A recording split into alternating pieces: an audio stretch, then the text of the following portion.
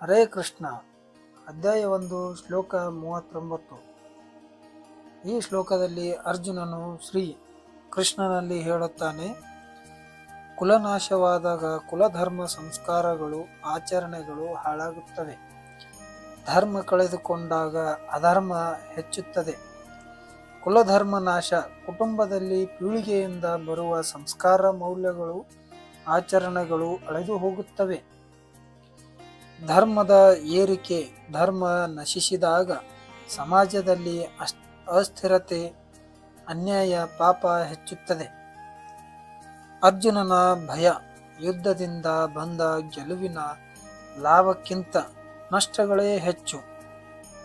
ಇಲ್ಲಿ ಅವನು ಸಮಾಜದ ಸ್ಥಿರತೆಗಾಗಿ ಧರ್ಮದ ಪಾತ್ರವನ್ನು ಎತ್ತಿ ಹಿಡಿಯುತ್ತಾನೆ. ಶ್ಲೋಕವನ್ನು ನೋಡೋಣ ಬನ್ನಿ. ವಂಶದಲ್ಲಿ ನಾಶವಾಗುತ್ತವೆ. ಕುಲ ಸಂಪ್ರದಾಯಗಳು ಶಾಶ್ವತವಾದ ಧರ್ಮವು ನಾಶವಾಗಲು ಕುಲವನ್ನು ಸಂಪೂರ್ಣವಾಗಿ ಅಧರ್ಮವು ಪರಿವರ್ತಿಸುತ್ತದೆ ಎಂದು ಹೇಳಲಾಗಿದೆ. ಇದರ ಅನುವಾದವನ್ನು ತಿಳಿಯೋಣ. ಕುಲಕ್ಷಯವಾದರೆ ಸನಾತನವಾದ ಕುಲಧರ್ಮವು ನಾಶವಾಗುತ್ತದೆ. ಧರ್ಮವು ನಷ್ಟವಾದರೆ ಕುಟುಂಬದಲ್ಲಿ ಉಳಿದ ಭಾಗ ಅಧರ್ಮದ ವಶವಾಗುತ್ತದೆ. ಬನ್ನಿ ಇದರದ ಭಾವಾರ್ಥ ತಿಳಿಯೋಣ ಬನ್ನಿ.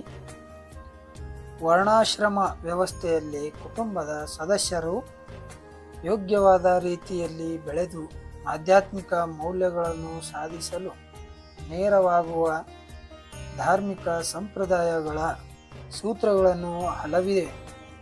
ಹುಟ್ಟಿನಿಂದ ಪ್ರಾರಂಭವಾಗಿ ಸಾವಿನವರೆಗೆ ಕುಟುಂಬದಲ್ಲಿ ಜರುಗುವ ಇಂತಹ ಶುದ್ಧೀಕರಣ ಪ್ರಕ್ರಿಯೆಗಳಿಗೆ ಕುಟುಂಬದ ಹಿರಿಯರದೇ ಹೊಣೆ.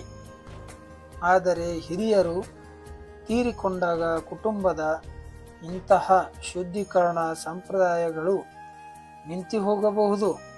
ಸಂಸ್ಕಾರದ ಉಳಿದ ಕಿರಿಯರು ಅಧಾರ್ಮಿಕರ ಅಭ್ಯಾಸಗಳನ್ನು ಬೆಳೆಸಿಕೊಂಡು ಆಧ್ಯಾತ್ಮಿಕ ಮುಕ್ತಿಯ ಅವಕಾಶವನ್ನು ಕಳೆದುಕೊಳ್ಳಬಹುದು. ಆದುದರಿಂದ ಯಾವುದೇ ಉದ್ದೇಶದಿಂದಾಗಲಿ ಕುಟುಂಬ ಹಿರಿಯರನ್ನು ಕೊಲ್ಲಲಾಗದು. ಇದರ ಅರ್ಥ ಏನೆಂದರೆ, ನಮಗೆ ಶ್ರೀ ಅರ್ಜುನನು ಹೇಳುವನು, ಮನೆಯ ಹಿರಿಯರು ಅಂದರೆ ತಂದೆ, ತಾಯಿ, ಅಜ್ಜ, ಅಜ್ಜಿ ಇವರೆಲ್ಲರೂ ಇದ್ದು ಅವರ ಮಕ್ಕಳು ಮೊಮ್ಮಕ್ಕಳನ್ನು ಸರಿಯಾದ ದಾರಿಗೆ, ಆಧ್ಯಾತ್ಮದ ದಾರಿಯಲ್ಲಿ ನಡೆದುಕೊಂಡು ಹೋಗುವ ಒಂದು ದಾರಿಯನ್ನು ತೋರಿಕೊಡುವುದೇ ಹಿರಿಯರ ಒಂದು ಆಶೀರ್ವಾದ ಎಂದು ತಿಳಿದುಕೊಂಡು ಹೋಗಬೇಕೆಂದು ಶ್ರೀ ಅರ್ಜುನನು ಕೃಷ್ಣನಲ್ಲಿ ಹೇಳುತ್ತಾನೆ.